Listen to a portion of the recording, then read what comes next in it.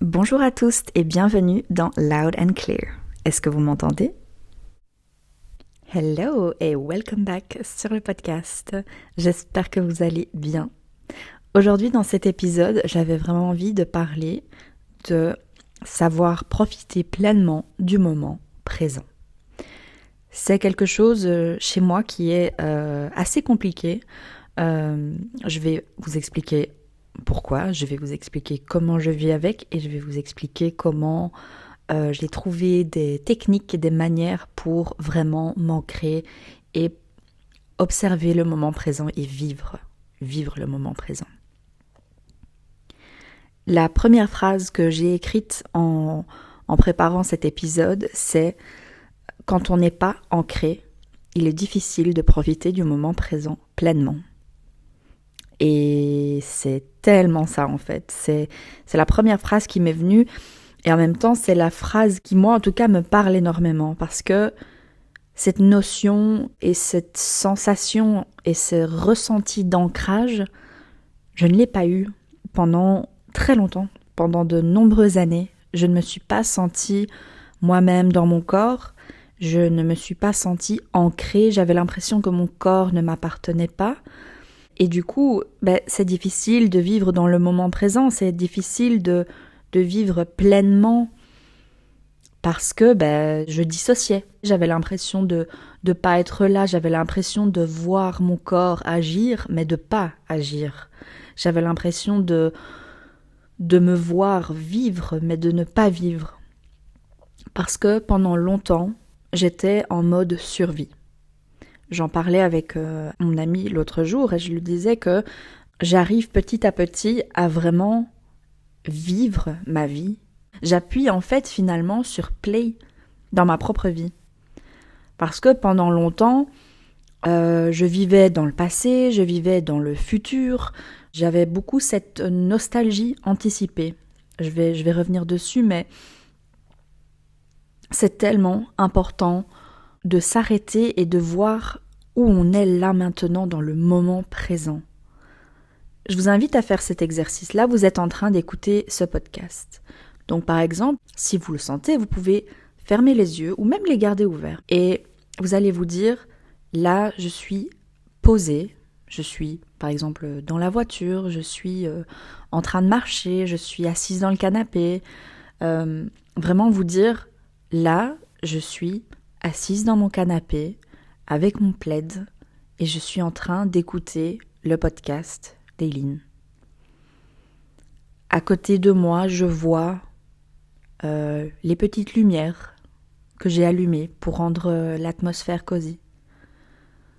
Je sens l'odeur de la bougie que j'ai allumée. En fait, c'est vraiment voilà, c'est la fin de l'exercice, merci beaucoup. Mais en fait, c'est vraiment quelque chose que je commence à appliquer tout doucement dans ma vie. Parce que, comme je vous disais, j'ai longtemps été en mode survie et je repensais beaucoup à des situations passées. Et je me disais souvent, oh mais pourquoi est-ce que j'ai dit ça hier ou pourquoi est-ce que j'ai fait ça il y a 5 ans. En fait, c'est des scénarios du passé qui viennent un peu me hanter, me dire « Regarde ce que t'as fait il y a 5 ans, écoute ce que t'as dit il y a 3 mois. » Ah mais ouais, merde, pourquoi j'ai dit ça, pourquoi j'ai fait ça? Alors que le passé, c'est passé. Le passé, c'est fait, c'est fini. C'est fini et on passe à autre chose. Et au lieu de se dire « On verra demain », non, on verra pas demain. Profite de où tu es et observe et admire ce qu'il y a autour de toi dans le moment présent. On n'est pas dans le passé, on n'est pas dans le futur. Pour vous donner du coup un autre exemple du futur, c'est les scénarios catastrophes. C'est m'imaginer plein de choses. Mais ce n'est pas que, comme je dis, les scénarios catastrophes, c'est aussi demain j'ai ça, ou oui, dans une semaine on part voyager, c'est vrai que je dois faire ça, je dois faire ci. Donc pareil, pas du tout dans le moment présent.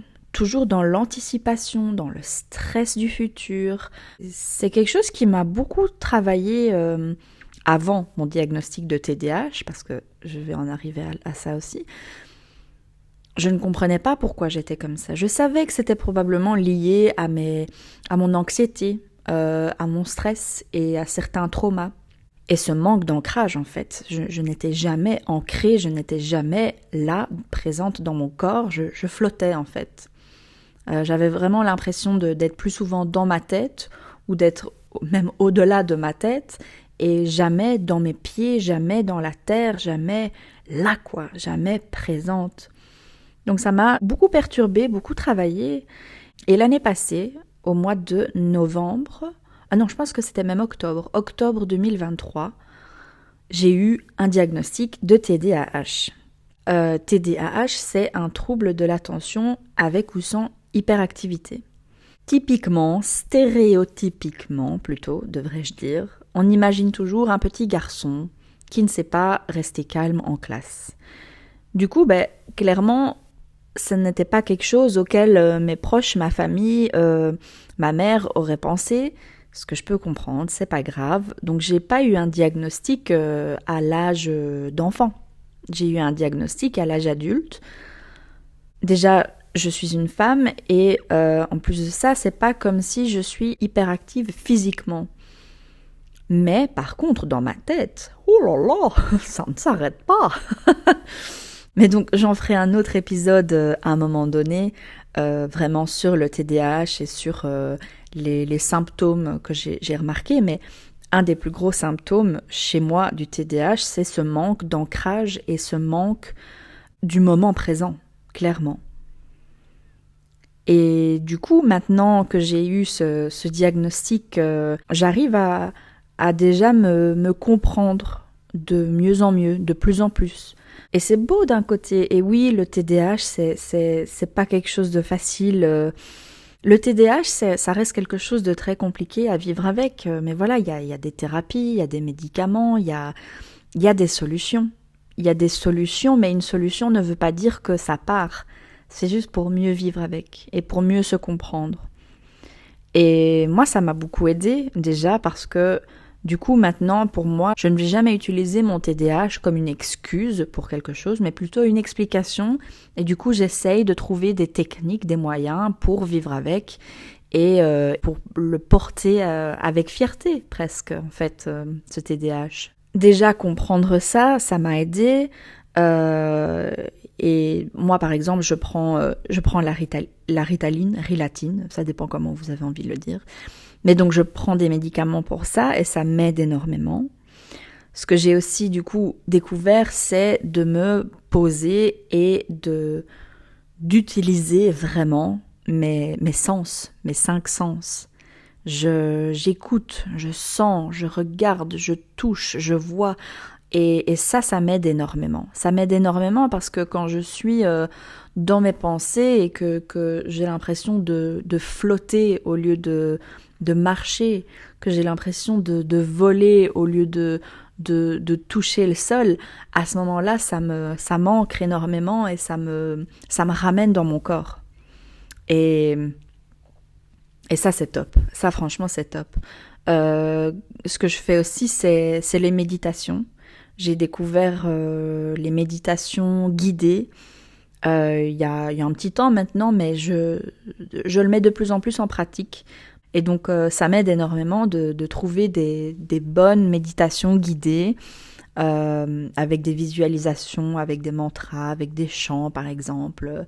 C'est vraiment quelque chose qui m'aide. J'avais un petit peu peur au début parce que, avec mon TDAH, je me suis dit que ça allait être hyper difficile pour moi de lâcher prise, de pas être dans mes pensées et de vraiment pouvoir me concentrer sur ma respiration, sur les visualisations et pas avoir mon cerveau et mes pensées qui partent dans tous les sens. Mais finalement, ça a été aussi une recherche de mon côté de trouver certaines méditations, certaines voix qui me plaisent parce que voilà, parfois j'en lance une et puis je me dis oh mon Dieu, mais quelle voix horrible, moi je peux pas écouter ça. Donc c'est vraiment à chacun sa méditation, à chacun sa médecine. Et en tout cas, moi ça m'aide énormément. Ça m'aide énormément la méditation et ce travail sur les chakras aussi.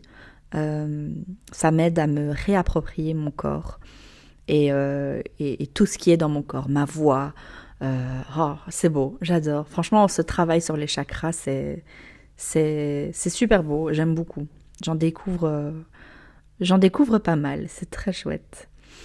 Une autre chose que j'avais envie de partager ici, hier j'ai participé à un cercle de parole entre femmes sur le chakra sacré, sur la sexualité sacrée.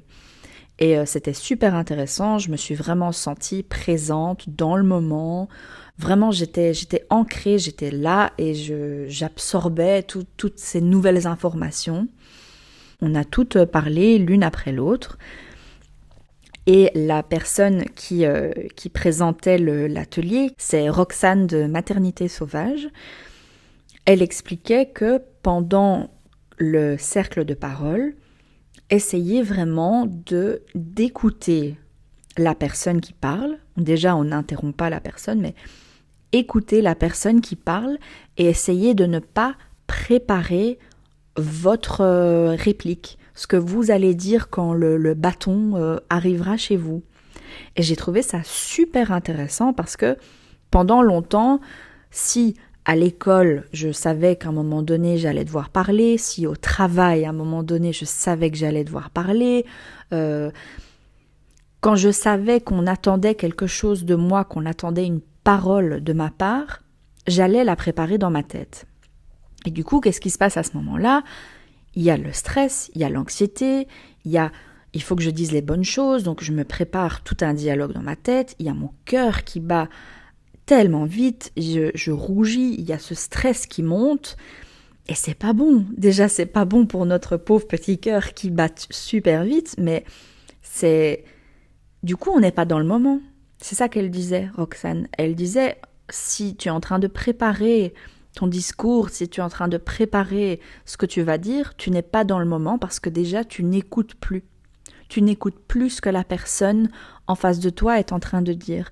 Et dans ce genre de moment, ce genre de cercle de parole, le plus beau dans tout ça, ce n'est pas de préparer ta réponse, mais c'est d'écouter. Et c'est ce moment de partage. Et c'est ça que j'ai adoré hier. C'est pour la première fois de ma vie, je pense honnêtement, que je n'ai pas préparé ce que j'allais dire. Et donc quand ce bâton m'est arrivé, j'étais un peu en mode « Ah oui, c'est à moi en fait.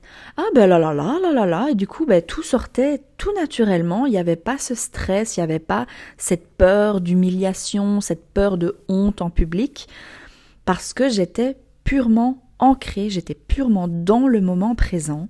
J'étais là, j'étais présente.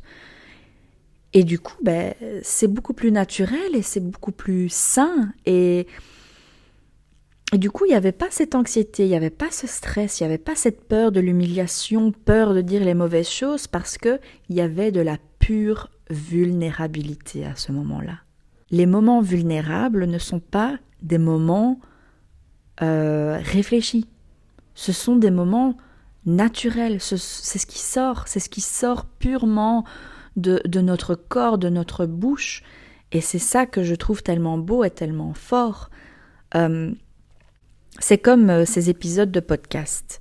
Bien sûr, je les prépare un minimum pour pas que ce soit la cata en enregistrant. Mais en fait, je me mets que des mots-clés. Des mots que je me dis, ah oui, ça, à un moment donné, je vais placer.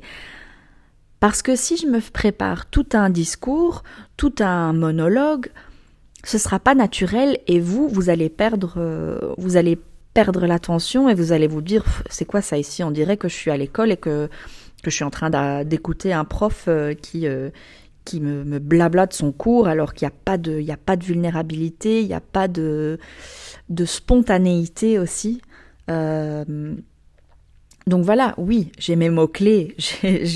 Ah oui, je vais parler de TDAH, je vais parler de mes 5 sens, je vais parler de mes pensées, mes distractions, de la méditation, Mais en soi, après ça, à part ça, moi, je YOLO, quoi. J'improvise. Et c'est ça qui est chouette. Et parce que pour moi, la spontanéité, la vulnérabilité et la passion chez quelqu'un, c'est ça que j'adore. Et c'est à ce moment-là, en fait, c'est vraiment quand je suis dans l'écoute à 100% que je m'ancre et que je suis dans le moment présent. C'est vraiment un sujet qui me tient à cœur parce que c'est quelque chose avec laquelle je souffre encore de temps en temps. Bien sûr, j'ai encore mes moments où je dissocie, j'ai encore des moments où où on va regarder un film avec ma femme et en une fois, je me dis ah ben ok, les 5 dernières minutes, je ne sais pas du tout ce qu'on a dit parce que j'étais autre part. Mais voilà, c'est vraiment quelque chose, je trouve que même les personnes qui ne s'en rendent pas compte qu'ils le font ou qui se rendent pas compte qu'ils sont pas dans le moment présent, je trouve que c'est important de temps en temps de se poser, de respirer et de ressentir ce qu'il y a autour de nous à ce moment-là. Et de pas penser à merde, pourquoi j'ai dit ça hier, et de pas se dire ouh là là, demain il y a ça. Non, on respire, on est dans le moment présent. C'est comme ça qu'on vit. C'est comme ça qu'on ne survit pas, mais qu'on vit. Et si vous avez besoin d'être en mode survie, bien sûr, c'est normal. Il y a des situations où, limite, il vaut mieux dissocier. Limite, il vaut mieux ne pas être trop présente parce que, voilà, je comprends. Il y a des situations qui me viennent, mais je vais peut-être pas en parler ici parce que j'ai pas envie de rajouter trop de trigger warning, mais c'est normal de dissocier parfois. C'est normal de ne pas vouloir être là et du coup, en une fois, on va se distraire avec des pensées. Mais de temps en temps, quand vous êtes dans une situation, dans un safe space, quand vous vous sentez assez confortable pour le faire, pause et regarde, ressens, feel, vraiment, to feel. Je pense qu'en français, oui, on peut dire ressens, mais c'est vraiment, en anglais, je trouve que c'est encore plus puissant en fait. Feel it. Feel it, embrace it, live with it, and go with the flow. Just go with the flow. Voilà, je pense que je vais clôturer cet épisode sur le moment présent, sur l'instant présent, ici. Ouais.